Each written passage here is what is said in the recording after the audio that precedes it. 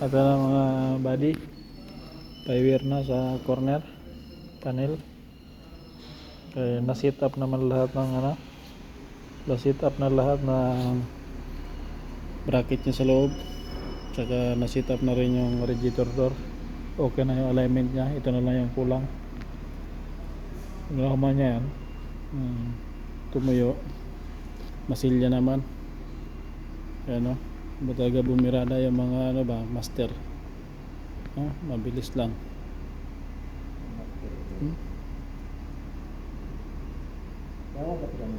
Really mo yan. Consider done ba? Asan ka pa?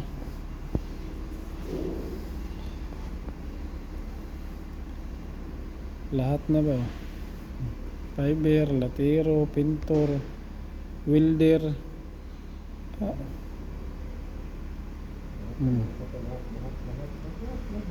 Wala raw na ba?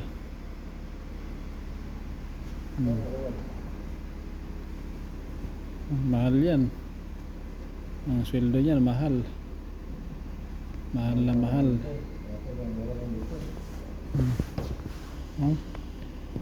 Kinamay na.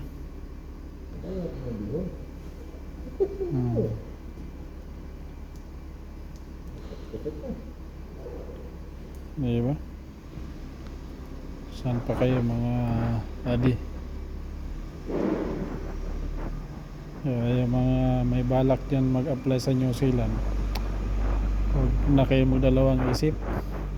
Tuloy ka agad. Tuloy, huwag nyo na pag dalawang isipan yan kasi lumilipas ang panahon. Malay nyo, ang pangarap namin dati na makarating sa New Zealand, kayo naman mangarap. Matuloy din, di ba?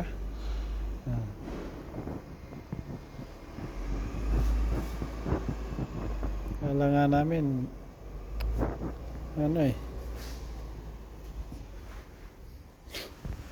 hindi makapasa kasi mapimalom ba?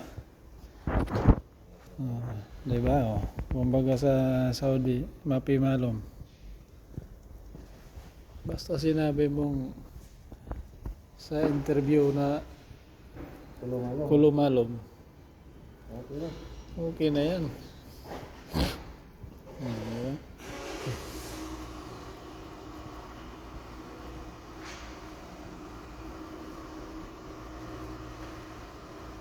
Saan ka pa? Jackpot ang company ani ba?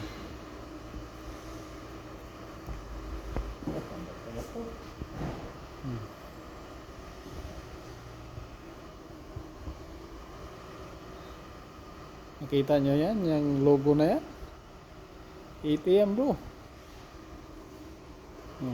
Auckland Transport Metro.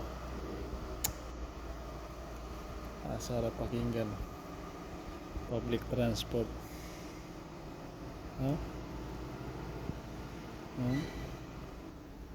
Ito lang yung wala sa sa Pilipinas puro kasi private transport sa atin. Ito pag nasa gobyerno ka nagtrabaho, alam na this.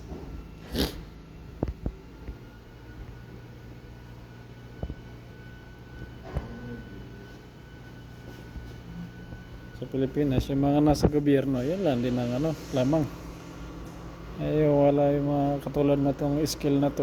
Bihira naman to makita ang skill nito sa gobyerno di ba?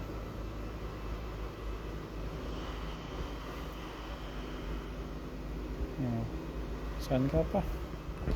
Tapos na.